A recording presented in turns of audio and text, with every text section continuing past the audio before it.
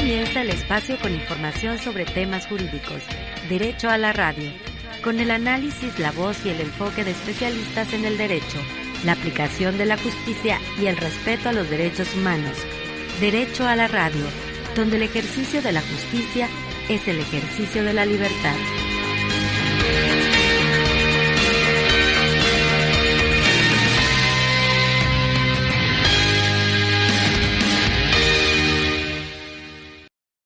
Muy buenas tardes, tengan todas y todos ustedes, sean bienvenidas a nuestro programa Derecho a la Radio, una producción de la Facultad de Derecho de la Universidad de Colima, y como cada miércoles en punto a las 19 horas nos encontramos transmitiendo desde el 94.9 Universo FM, la estación de la universidad.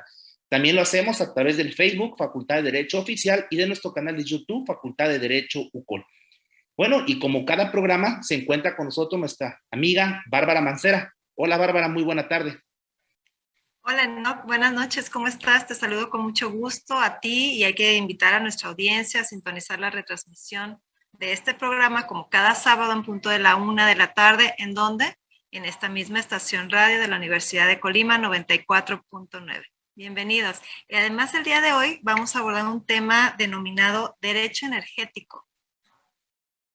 Así es, Bárbara, un tema por demás interesante, pertinente. No solamente en términos periodísticos, sino que estamos ciertos será de gran interés social. Y bueno, vamos a empezar el programa como habitualmente lo hemos hecho con la sección editorial que presenta el doctor José Ángel Méndez Rivera. Adelante, doctor Méndez Rivera, lo escuchamos. Muy buenas noches desde Colima, México. Bueno, pues el editorial de hoy es Derecho Energético y Tratados Internacionales en materia económica. Según el análisis de Kenneth Smith Ramos, experto en el TEMEC o Tratado Comercial entre México, Estados Unidos y Canadá, solo el capítulo 8 de dicho tratado hace referencia al tema energético. Sin embargo, su interpretación jurídica debe ser armónica con los demás capítulos del propio TEMEC y con los capítulos del Tratado Integral y Progresista de Asociación Transpacífica por región de Asia, Oceanía y países americanos transpacíficos y que conforman Japón, Malasia, Vietnam, Singapur y Brunei en Asia, Australia y Nueva Zelanda en Oceanía y Canadá, México, Perú y Chile en América. Para el analista, es cierto que el capítulo 8 del TEMEC establece que los recursos energéticos le pertenecen a la nación en el caso de México, que como país soberano tiene derecho a reformar su constitución en materia de energías, pero ello no implica interpretar el capítulo 8 aislado del resto de las obligaciones jurídicamente contraídas en ambos tratados ya mencionados. Así, toda reforma constitucional o legal en materia energética tiene que ser compatible con los compromisos jurídicos internacionales para evitar conflictos innecesarios que pueden afectar la vigencia de los tratados y sus ventajas de orden económico. Y es que el concepto de soberanía económica vinculado al concepto de independencia absoluta de la modernidad ya no tiene sentido en un mundo global en el que los países son económicamente interdependientes, pues en la nueva concepción del Estado postmoderno, la patria solo es tal si está al servicio de los derechos humanos de la persona, incluidos los de orden económico, ya en forma individual o ya en forma colectiva, lo que supone la ruptura de los mitos de la soberanía de origen medieval al reconocer que las nacionalidades no son un fin en sí mismas, sino un medio ético y político para la paz, la democracia económica y la justicia social. ¿Y usted qué opina? Muchas gracias por su atención. Agradecemos al doctor José Ángel Méndez Rivera por la lectura de este editorial.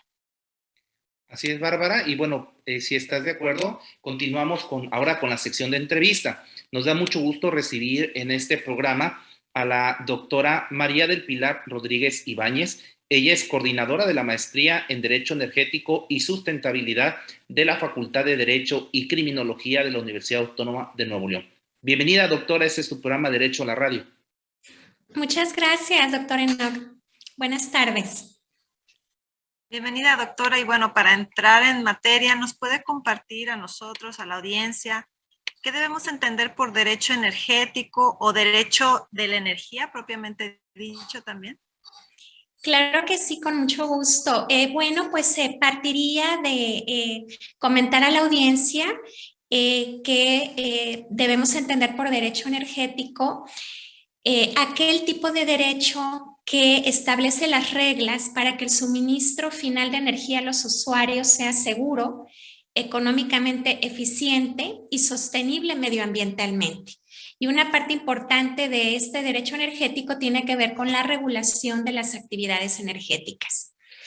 Hay otras áreas del derecho que influyen en el derecho energético, como el derecho constitucional, el derecho administrativo, el derecho civil y comercial, el derecho fiscal.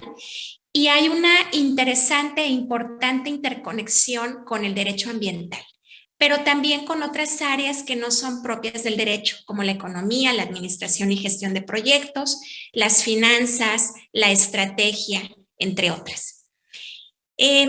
Ahora bien, cuando hablamos de que el derecho energético es aquella parte del ordenamiento jurídico que establece reglas para que el suministro final de energía a los usuarios sea seguro, quiere decir que debe de existir la garantía de que todo consumidor que necesite consumir energía pueda satisfacer esa necesidad en cualquier momento. Y otra condición del derecho energético es que ese suministro de energía debe ser económicamente eficiente, es decir, debe de hacerse al menor costo posible. Y la última característica que se refiere a que debe de ser sostenible medioambientalmente, significa que en la explotación y el aprovechamiento de estos recursos naturales debe realizarse de una forma prudente, racional y sostenible. Ahora, doctora, en este sentido, ¿cuáles serían los elementos más relevantes del régimen jurídico de la energía eléctrica en el caso de nuestro país? Bien, con la reforma a los artículos 25, 27 y 28 de la Constitución Política Federal en diciembre de 2013, se reafirmó la propiedad de la nación sobre los recursos del subsuelo y se mantiene como responsabilidad del Estado la planeación y el control del sistema eléctrico nacional, así como la transmisión y distribución de la energía eléctrica. Al mismo tiempo, se permite la participación de la iniciativa privada en materia de generación y comercialización de energía eléctrica, así como la posibilidad también de celebrar contratos para construir infraestructura de transmisión y distribución. La conceptualización del nuevo modelo para el sector eléctrico está plasmada fundamentalmente en el texto de la Ley de la Industria Eléctrica, conocida como LIE. De acuerdo con dicha ley, su objeto es regular la planeación y el control del sistema eléctrico nacional, el servicio público de transmisión y distribución de energía eléctrica y las demás actividades de la industria eléctrica, y también señala que su finalidad es promover el desarrollo sustentable de la industria eléctrica y garantizar su operación continua, eficiente y segura en beneficio de los usuarios, así como el cumplimiento de las obligaciones de servicio público y universal de energías limpias y de reducción de emisiones contaminantes. Por lo que respecta al suministro eléctrico, en el artículo 2 de esta ley, la LIE, se le califica como una actividad prioritaria para el desarrollo nacional, pero también como un servicio de interés público, al tiempo que se indica que la generación y la comercialización de energía eléctrica son también servicios, pero que se prestan en un régimen de libre competencia. Doctora, retomando ahorita este tema de la generación de energía, surge la duda de qué tanto impacta el régimen jurídico de las energías renovables justamente en la generación de energía eléctrica. Sí, claro. Bueno, con respecto a esto, pues es importante que la audiencia sepa que México cuenta con un marco jurídico favorable para fomentar un mayor uso de las energías renovables en el sector eléctrico. El marco constitucional de las energías renovables se establece en los artículos 4, 25 y 27 de la Constitución Política de los Estados Unidos Mexicanos. Particularmente el artículo 4 se refiere al derecho que tiene toda persona a un medio ambiente sano para su desarrollo y bienestar.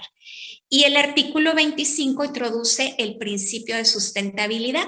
Este principio es fundamental para promover el desarrollo sustentable de la industria eléctrica e impulsar a las energías limpias y a las energías renovables. Esto se va a complementar con la Ley General de Cambio Climático, la Ley de Transición Energética y la Ley de la Industria Eléctrica. Particularmente, el artículo tercero transitorio de la Ley de Transición Energética establece objetivos nacionales de participación mínima de energías limpias en la generación de electricidad, del 25% en el año 2018, del 30% en el 2021 y de un 35% que deberá cumplirse hacia el año 2024. Estas tres leyes mencionadas establecen además distintos mecanismos de apoyo para fomentar las energías renovables y contribuir a la diversificación de las fuentes de energía del país. Por ejemplo, la Ley General de Cambio Climático contempla el sistema de comercio de emisiones para disminuir las emisiones de gases de efecto invernadero. Y la Ley de la Industria Eléctrica y la Ley de Transición Energética contemplan los sistemas de certificados de energías limpias y las subastas eléctricas. Estos mecanismos de apoyo que se han implementado junto con otros han contribuido al desarrollo de numerosos proyectos de energías renovables en México. Por ejemplo, al mes de marzo de 2021, el país superó los 13,000 megawatts de capacidad instalada de proyectos eólicos y solares de gran escala y también de generación distribuida, de acuerdo con el Consejo Coordinador Empresarial. Por ejemplo, en relación con los proyectos eólicos, estos se encuentran localizados en 15 estados de la República, siendo las entidades de Oaxaca y Tamaulipas las que concentran más de 4,700 megawatts y los estados de Coahuila y Nuevo León los que concentran alrededor de 1,800 megawatts de capacidad instalada. Mientras que en los proyectos solares vemos que estos se localizan principalmente en 18 entidades, siendo el estado de Sonora el que concentra la mayor capacidad instalada con más de 1,300 megawatts, seguida del estado de Aguascalientes con más de 900 y de Coahuila con más de 800 megawatts. Finalizaría comentando que la Secretaría de Energía al mes de octubre de 2020 nos indicaba en su reporte de avances de esa participación de las energías renovables en la matriz energética nacional que la participación de energías limpias que incluyen a las renovables en la generación de energía eléctrica fue de 25,48%. Entonces, como podemos ver, si bien ha habido avances importantes que nos provee este marco legal para fomentar este tipo de energías, aún seguimos dependiendo en un gran porcentaje de combustibles fósiles para la generación de energía eléctrica. Ahora, doctora, la siguiente pregunta sería, ¿tiene relevancia que el régimen jurídico de la energía eléctrica se regula a nivel constitucional? En mi opinión, sí. Pues en el mundo contemporáneo, el suministro eléctrico es un asunto socialmente relevante que requiere ser normado o regulado por el derecho, ya que la prestación de electricidad impacta de forma directa en muchos aspectos de la vida cotidiana de todos los mexicanos y de los ciudadanos en general en el mundo. El régimen jurídico de la energía eléctrica se encuentra establecido por razones históricas en nuestro texto constitucional mexicano. Y ahí podemos distinguir dos modelos. Previo a la reforma energética de 2013, en el que el modelo mexicano para el sector eléctrico tenía las siguientes características principales. Se trataba de una actividad que era reservada al Estado, sometida a un régimen de servicio público y a cargo de un monopolio vertical y horizontal integrado de propiedad exclusivamente estatal. El artículo 27 establecía la exclusividad de la nación en la generación, conducción, transformación, distribución y abastecimiento de la energía eléctrica que tuviera por objeto el servicio público, prohibiendo el otorgamiento de concesiones en la materia. Existía entonces un monopolio público a cargo del servicio público de electricidad que tenía a la CFE en el centro, en este modelo anterior. del que comento. La participación privada era reconocida y aceptada siempre que no fuera en el ámbito del servicio público. No se consideraba servicio público la generación de energía eléctrica para autoabastecimiento, cogeneración o pequeña producción, la generación realizada por productores independientes para su venta a la CFE, la generación para exportación, la importación de energía eléctrica destinada exclusivamente al abastecimiento para usos propios. Y por otra parte, se puede distinguir el nuevo modelo al que ya me he referido en una de las preguntas que me hizo y en el cual se reitera en el artículo 27 constitucional que la planeación y el control del sistema eléctrico nacional, así como el servicio público de transmisión y distribución de energía eléctrica son actividades que corresponden exclusivamente a la nación. Que en estas actividades no se otorgan concesiones sin perjuicio de que el Estado pueda celebrar contratos con particulares en los términos que establezcan las leyes, mismas que determinarán la forma en que los particulares podrán participar en las demás actividades de la industria eléctrica, es decir, en la generación y la comercialización de energía eléctrica.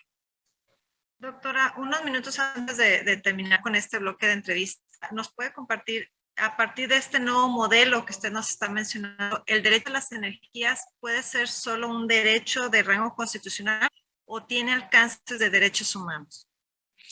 Bueno, sobre esto no quisiera tomar una postura sobre si el derecho a la energía tiene o no el alcance de un derecho humano. Lo que sí podría decir sobre eso es lo siguiente. Sabemos que en México no se tiene un reconocimiento expreso del derecho humano a la energía. Sin embargo, sí tenemos en nuestra Constitución la protección a otros derechos fundamentales que se vinculan con ella. Nuestra Constitución reconoce derechos como la educación, a la alimentación nutritiva suficiente y de calidad, a la protección de la salud, a un medio ambiente sano para el desarrollo y bienestar, al saneamiento del agua, a disfrutar de una vivienda digna y decorosa, a la movilidad en condiciones de eficiencia y de sostenibilidad. Entonces, para el goce pleno de estos derechos, el acceso a la energía eléctrica tiene un papel fundamental y sobre todo si este acceso es a una energía que es además limpia, eficiente y no contaminante. Pues qué interesante intervención, Bárbara.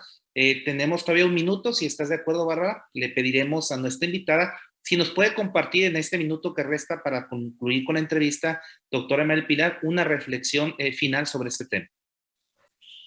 Sí, claro que sí. Pues bueno, como mencioné, es muy importante y muy relevante el régimen jurídico de la energía eléctrica en nuestro país porque influye, ¿verdad?, en todos los ámbitos cotidianos. Y creo que invitaría a la audiencia, asumo que son en su mayoría estudiantes de derecho, los invito para que conozcan más sobre este derecho, esta rama interesante del derecho, que es el derecho energético, y que estoy segura pues va a ser para muchos de gran interés. Y sobre todo ahora, bueno, en nuestro país que tanto se está en discusión, ¿verdad? Y en debate una reforma energética, pues de gran envergadura.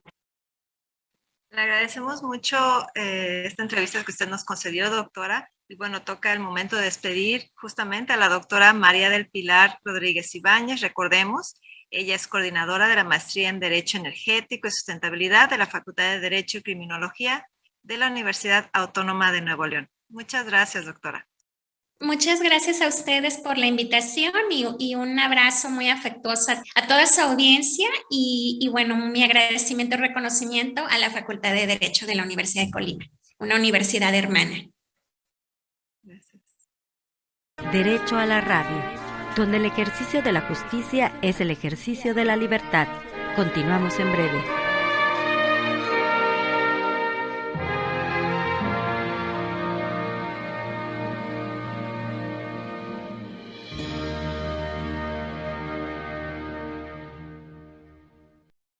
Y bueno, continuando con el programa, ahora toca saludar a nuestro amigo, compañero, el licenciado Francisco Javier Mayoral Flores. Recordemos, él es coordinador del bufete jurídico de la Facultad de Derecho de la Universidad de Colima, quien el día de hoy nos va a hablar de un tema muy interesante.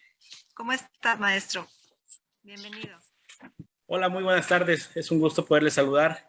Efectivamente, hoy vamos a atender el tema de la pequeña propiedad, dando continuidad a esta temática que hemos venido abordando en los últimos programas y que precisamente tiene conexión con la adquisición de un bien que tiene su origen en un ejido.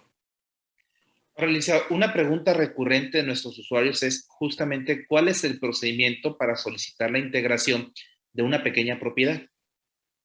Bien, recordemos que la propia ley agraria establece a estos núcleos poblacionales, que son los ejidos, que pueden tener, sus ejidatarios pueden tener derechos parcelarios, es decir, únicamente pueden gozar del usufructo de esas parcelas que les son asignadas. La pequeña propiedad en este caso es donde el ejidatario adquiere pleno dominio de esa parcela, es decir, una vez que ya fueron repartidas todas las parcelas, o que ya fue repartida en todos los miembros del ejido, el ejidatario puede adoptar la pequeña propiedad y para esto tendrá que solicitarlo al ejido, quien deberá darlo, quien debería de establecer si resulta procedente la petición. De resultar procedente esta petición, adoptar la pequeña propiedad por parte del ejidatario, pues tendrá que solicitar al Registro Agrario Nacional que se dé de baja ese bien como una parcela o como una propiedad agraria, que se cree el título respectivo y se inscriba en el registro público de la propiedad. Licenciado, y entonces, ¿qué beneficio puede tener justamente o qué beneficio presenta la pequeña propiedad para el titular del derecho? Bueno, el principal que podemos destacar es precisamente que puede tener el pleno dominio de ese inmueble. Es decir, que no solamente se va a beneficiar con los frutos que tenga, sino que va a poder disponer de él, incluso poder dividirla, poder vender una parte o vender incluso toda la propiedad. Es decir, ya no dependerá del ejido y ya no tendrá que decidir el ejido sobre ese inmueble, sino es decisión ya de manera personal. ¿Y cuáles son entonces, licenciado, las implicaciones que tiene el adquirir en compraventa una fracción o incluso el total de una pequeña propiedad? Bueno, aquí tendríamos que verificar precisamente para qué parte es el beneficio. Por ejemplo, para el pequeño propietario, el poder disponer en venta en una fracción o la totalidad, pues le permite precisamente tener como fruto o como resultado de esa venta la ganancia. Para el comprador, dependerá incluso si es la totalidad, pues adquiere un pleno dominio de un bien y entonces podrá transmitir ese derecho o esa propiedad a terceras personas si así lo desea. Pero cuando se adquiere una fracción, hay que considerar que si el bien no está dividido, aun cuando en el contrato de compraventa se diga que se vende una fracción y que se divide, pues entonces se estará adquiriendo bajo una condición de acción de propiedad, es decir, el comprador se convierte en un copropietario. Y en ese caso no podrá disponer de manera inmediata del propio bien inmueble. Tendrán que generar un proceso de división posterior, ya sea por mutuo acuerdo ante un notario o bien, como se recurre en estos casos cuando se hacen estas compras, ante una urbanización cuando son bienes que ya están cerca de la mancha urbana. Justo en ese sentido iba mi siguiente pregunta de, bueno, ¿cómo puedo lograr transmitir una porción si lo que adquirí fue en realidad una fracción? Bien, hay que considerar que cuando realizamos uno de estos contratos, el derecho que se adquiere y las obligaciones que son derivadas de entre las partes son exigibles, ¿sí? Sin embargo, tendrá que generarse procesos diversos. Por ejemplo, si adquirimos con una acción de propiedad, o sea, compramos una fracción, tendríamos que o convenir entre los copropietarios cuando existan más de 2 o 3, convenir entre los copropietarios qué parte de esa propiedad o de esa fracción nos podrá corresponder. ¿Sí? Y esto hay que hacerlo bajo la misma naturaleza de la compraventa en cuanto a requisitos, es decir, hay que acudir ante un notario al menos para que valide esa transacción, ¿sí? En su caso, lo que también podríamos hacer si ya esta propiedad está en la mancha urbana o cerca de la mancha urbana y son muchos los que adquirieron bienes a partir de esta figura, pues lo que correspondería es buscar urbanizar. en donde ya el propio municipio genere esas pequeñas fracciones, reconozca esas pequeñas fracciones y luego entonces se pueda escriturar un terreno con medidas y colindancias determinadas y no tener un porcentaje de toda la propiedad que se adquirió. Licenciado, si algunos usuarios tuvieran más dudas sobre este tema, ¿podrían acudir al despacho jurídico de la Facultad de Derecho? Claro que sí, podemos nosotros apoyarles con esta parte de asesoría en donde puedan, donde tengan a lo mejor considerado comprar una propiedad que esté bajo esta naturaleza jurídica o ya lo hayan hecho con la finalidad de buscar una solución. Hay que recordar que esto es algo muy recurrente que se ha dado y que no implica la nulidad del acto del propio contrato, pero que sí requiere su atención para tener certeza sobre lo que se está adquiriendo. Para ello, pues los invitamos a que acudan al campus norte de la Facultad de Derecho o se comuniquen vía telefónica al 312-31-610-71 o vía redes sociales para concertar una cita y poder comentar el asunto en particular. Pues muchas gracias, licenciado, por su tiempo. Despedimos al licenciado Francisco Javier Mayoral Flores, coordinador del bufete jurídico de la Facultad de Derecho de la Universidad de Colima, quien como cada miércoles está aquí con nosotros para compartir temas de extrema relevancia. Gracias, licenciado. Muchas gracias a ellos. Pues el tiempo, de hecho, para este programa se agotó. Bárbara, ¿te parece bien si despedimos el programa como regularmente lo hacemos, agradeciendo al equipo de producción del 94.9, la estación de la Universidad de Colima, por su asesoría y apoyo, así como el equipo de producción de este programa, el doctor Ángel Méndez, la doctora Jessica Romero, la doctora Diana Sánchez, la licenciada Alejandra García, la licenciada Reina Andrade, el licenciado Julio Llerenas, evidentemente el licenciado Francisco Mayoral, pero sobre todo agradecemos a todas y a todos ustedes que nos sintonizan cada miércoles en punto de las 19 horas. Se despiden los micrófonos. Bárbara Mancera. Y Enoc Morán. Que tengan ustedes muy buena tarde. Aquí termina esta emisión. Te esperamos la próxima semana en Universo 94.9. Derecho a la Radio, una producción de la Facultad de Derecho de la Universidad de Colima.